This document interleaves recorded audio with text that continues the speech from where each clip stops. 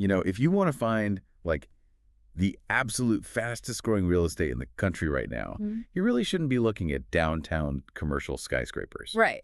Definitely not. And you can skip the neon-lit strip malls, too. Yeah, exactly. Or even those massive industrial warehouses. Honestly, the true premium real estate of the next generation, it's actually the spare bedroom of a suburban home. Which is just a fundamental shift in how we think about business opportunities. Because, we've basically been conditioned to believe that building a scalable empire requires a literal front door. Right, like a storefront you can drive past and point at. Exactly. Yeah. But that's changing rapidly. It makes sense, though. I mean, traditional franchising has always been highly visible. Buy a quick service restaurant, you put up a sign, and you just sort of hope the foot traffic covers your massive commercial lease. Yeah, but when you look at the demographic data, that model suddenly feels, well, incredibly restrictive. Super restrictive. Because we're looking at a market where the real wealth generation, the true multi-unit growth, is happening completely out of sight. It's basically the definition of an invisible infrastructure. And that infrastructure is being built inside the homes of millions of people who are part of the largest aging population in human history. So, welcome to today's deep dive.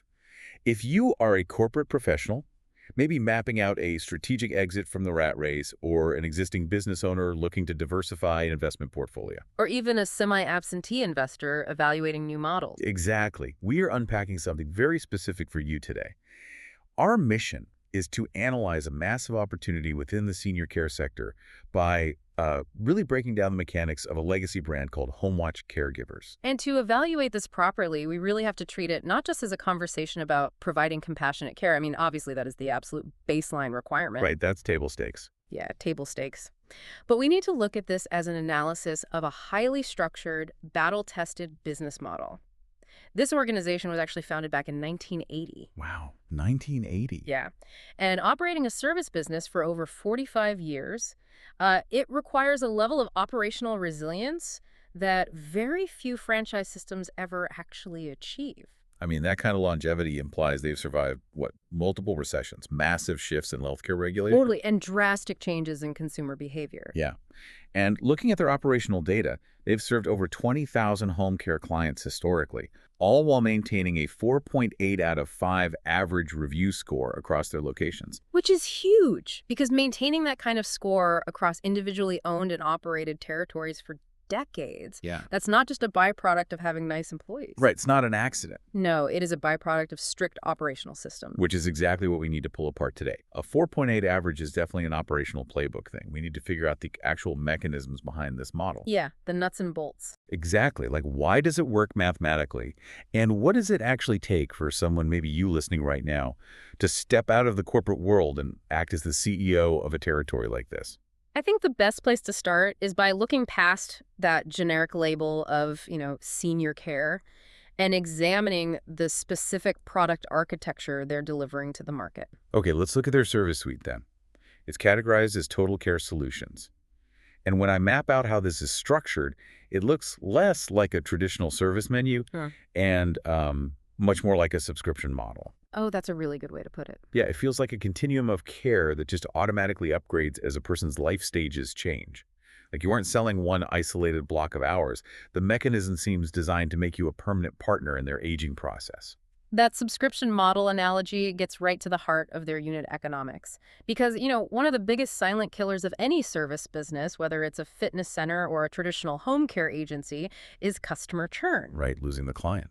Exactly. If you only offer basic companionship, you eventually lose that client the moment their medical or physical needs become too complex. Oh, I see. Yeah, you're essentially forced to fire your own customer because they just outgrew your capabilities. Which means you're constantly spending marketing dollars to find new clients just to maintain your baseline revenue. Precisely. And that's the exact problem Homewatch CareGivers engineered their way out of. Okay, how so? Well, their multi-tiered ecosystem is designed to meet the client at whatever stage they are at, which eliminates that forced churn. It starts with this entry-level intervention called care on demand. Like occasional help. Right, providing occasional help for emergencies or just bridging gaps when family members can't visit. Okay. Then, assuming the client eventually needs more regular support, the franchise owner just upgrades them. They transition them into active care and wellness care. This covers the in-person companionship, assistance with daily chores, meal preparation. And medication reminders, I assume. Yep, medication reminders too. It essentially removes the daily friction points that make living alone difficult. And when things inevitably become more complex, because, aging is progressive. The franchise retains the client. They move them into personal care, which adds assistance with mobility and dressing. And if the situation becomes acute, they offer specialized care. Okay, what does specialized care involve? That's deploying staff trained for chronic conditions. So dementia, Alzheimer's, cardiac events, and even hospice care. They also feature transition care for clients recovering from hospital stays or dealing with brain and spinal injuries.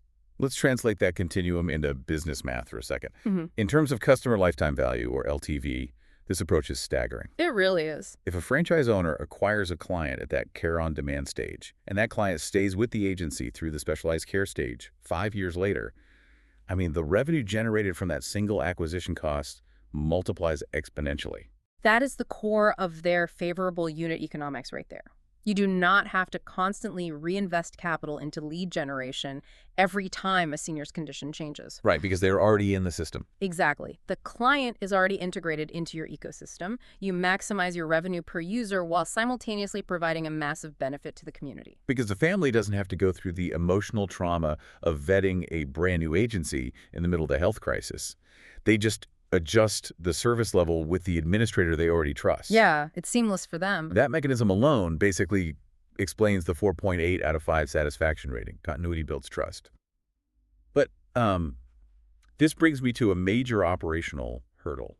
And honestly, where I have to push back on this model a bit. Okay, let's hear it. What's the friction point you're seeing? Well, delivering that massive spectrum of care, from basic companionship all the way to complex dementia support, it just sounds incredibly heavy on the operational side. We are in an era with a massive labor crunch.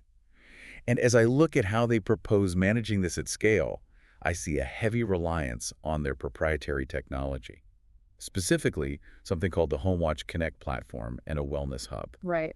My skepticism here is high. We are talking about senior care. This is an inherently physical, highly emotional, face-to-face industry. Why on earth is a franchise injecting virtual visits and an app into the homes of 80-year-olds? I get that. Doesn't that completely backfire or alienate the client? It's a very fair critique, but it really highlights a common misunderstanding of how modern caregiving actually functions. Homewatch CareGivers didn't build this technology to replace the caregiver or distance the client. Okay, so what is it for? They built it as a force multiplier for the physical staff. But to understand why the app doesn't backfire, you have to understand who the actual end user of that technology is. Wait, it's not the senior using the app? The senior might use it for a simple virtual check-in, but no. The primary audience for the Wellness Hub is the broader family and healthcare providers. Oh, interesting. You really have to consider the buyer psychology of this industry. The senior receiving the care is very rarely the person doing the research, signing the contract, or writing the check. Oh, that makes complete sense. It's the adult children. Exactly. It's a daughter who lives 3 states away, managing her own career, and kids who is just losing sleep, worrying about her father falling in the kitchen. That is the true customer. The adult child is buying guilt relief and peace of mind. The Homewatch Connect technology provides a secure portal where that daughter can actually see that the caregiver arrived on time. Oh, wow. Yeah, she can view updates on her father's mood and verify that medications were taken. That fundamentally changes the marketing strategy for a franchise owner.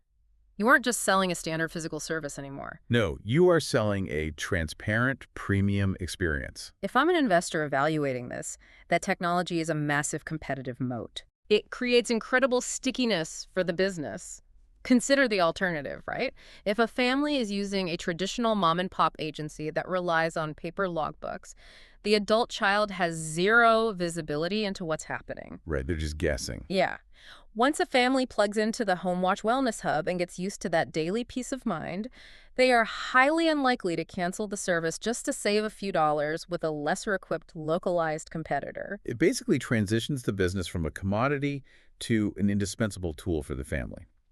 So knowing that this sophisticated ecosystem exists, the specialized care tiers, the tech stack, the high-value client retention, what does this actually mean for the person buying the franchise? That's the big question. Right. If I step away from my corporate career to buy a territory, What is my actual role in this machinery? That is the single most important question for a prospective buyer, because there is this deeply ingrained assumption that to own a healthcare or senior care franchise, you need a medical background. Yeah, people assume they'll be wearing scrubs. Right. Corporate professionals often hesitate because they assume they'll be personally managing bedpans and administering medications. Well, let's clear that up definitively based on the model's design. Medical and healthcare experience is completely unnecessary to own this. Zero clinical background is required. None at all. To use an analogy we frequently discuss in the franchise space, you aren't the surgeon in the operating room. You are the hospital administrator. Your job is to ensure the lights stay on, the staff is highly trained, the payroll is met, and the community knows your facility exists. The Homewatch CareGivers system is built strictly as an executive management model. A franchise owner's primary functions are high-level strategy and culture building. Got it. They are not doing the scheduling, and they are certainly not providing the caregiving themselves. So pull the curtain back for me. If I own a territory, what does my Tuesday actually look like? Well, your Tuesday is spent managing the managers. You might start by reviewing your monthly operational costs and profit margins against the benchmarks provided by the Franchise Support Center. Okay, tracking the KPIs. Exactly. Then you might lead a brief orientation for a new cohort of caregivers, setting the standard for your client-centric culture. But the bulk of your time, especially in that growth phase, is spent outside the office. Doing what? Sales? Networking and relationship building. You are out there meeting with hospital discharge planners, rehabilitation center directors, and local elder law attorneys. Building a referral network. Right. You're educating these key community figures on your continuum of care and your technology platform, so that when they have a senior who needs help transitioning home, your franchise is the automatic trusted referral. Which perfectly explains the ideal candidate profile they are targeting. They aren't looking for nurses. They are looking for people with strong corporate leadership, marketing, or B2B sales experience. Yes. They want people who know how to build a team and manage a P&L. But there is a fascinating duality to the buyer psychology here that the brand specifically cultivates. They want ambitious business builders with high long-term income goals. Yeah. However, the executive model fails if the owner views the clients merely as numbers on a spreadsheet. They explicitly look for individuals who possess an equal desire to improve their local communities. So it requires a specific overlap. You need to be like a capitalist with a heart. You want to build serious wealth, but you want to do it in a way that creates a tangible social good. And in almost every single case, that dual motivation stems from a personal experience. Oh, really? Yeah. The corporate executive evaluating this franchise is often someone who had to navigate the convoluted senior care system for their own parents. They saw how broken and stressful it can be. Oh, I've heard so many stories like that. Exactly. And they recognize both the desperate need for a professional solution and the massive financial opportunity in providing one. They bring that passion, combine it with their corporate skill set, and deploy it through a proven franchise playbook. Well, if the ideal candidate is a savvy professional focused on high-income goals and multi-unit expansion, we have to look closely at the financial runway.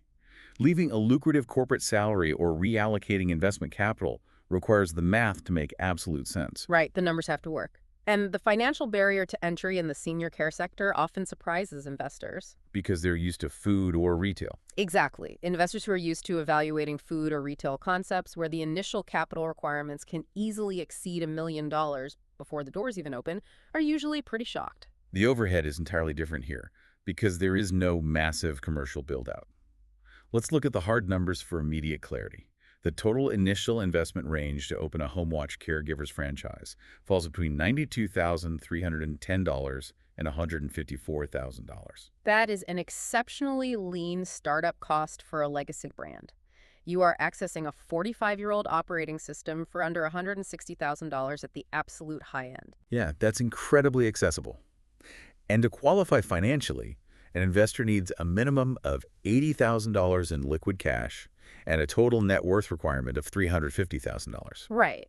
The ongoing royalty fee is 5%, and the initial term of the franchise agreement is 10 years, which is renewable. When you factor in those unit economics we discussed earlier, the low fixed overhead combined with the massive lifetime value of a client who stays in that continuum of care, The path to profitability is highly structured. I also noticed they have some very specific financial incentives built into their franchise disclosure documents, which I think speaks volumes about the network culture they're trying to build. Oh, the discounts, Yeah. yes. They offer a 30% discount on the franchise fee for veterans. They also offer a $5,000 discount for diversity initiatives and a $5,000 discount for first responders. Offering those substantial discounts is a deliberate strategy to curate the franchise network. They are actively recruiting owners who have a background in service, leadership under pressure, and community protection. That makes a lot of sense. It ensures that the people executing the executive model actually share that core value of doing well by doing good. There is one more critical piece of the financial and growth blueprint that we haven't touched on yet, and it's arguably the most important for an investor looking at multi-unit scale. The Authority brand's backing. Yes, Homewatch CareGivers is backed by the Authority Brands family. Yeah. Why does that matter to someone evaluating this opportunity? It changes the entire scale of support. Authority Brands is one of the leading providers of in-home services in the world. They have a massive portfolio of franchise concepts. So it's not a small operation. No, not at all. When you join a brand backed by that level of institutional architecture, you aren't buying into a mom-and-pop system that is figuring things out as they go. You're diving into enterprise-level resources. Exactly. A multi-unit investor gets access to advanced digital marketing infrastructure, bulk purchasing power, national data analytics. All the heavy lifting. And operational efficiencies that a standalone agency could never afford on their own. That institutional backing is the engine that makes rapid territory expansion stable and predictable. It just accelerates everything. It provides the runway for a franchisee to move from operating a single territory to really dominating an entire regional market. So let's synthesize all of this for the listener who is mapping out their next move right now. What we've uncovered today is a model that defies the typical expectations of a franchise investment. It really does. Homewatch CareGivers offers a 45-year-old operational playbook. They solve the industry's biggest problem, customer churn, by engineering a continuum of care that keeps clients in their ecosystem for years. And don't forget the tech. Right, they've built an innovative tech platform in Homewatch Connect that creates a competitive moat. It provides peace of mind to the adult children who are actually paying the bills. And they wrap all of this in an executive-level ownership model. Yes. You are not the caregiver. You are the hospital administrator, delegating the day-to-day operations and focusing entirely on strategic growth, networking, and P&L management. It is a blueprint, custom built for corporate professionals looking to build substantial wealth while making a tangible, undeniable impact on their communities.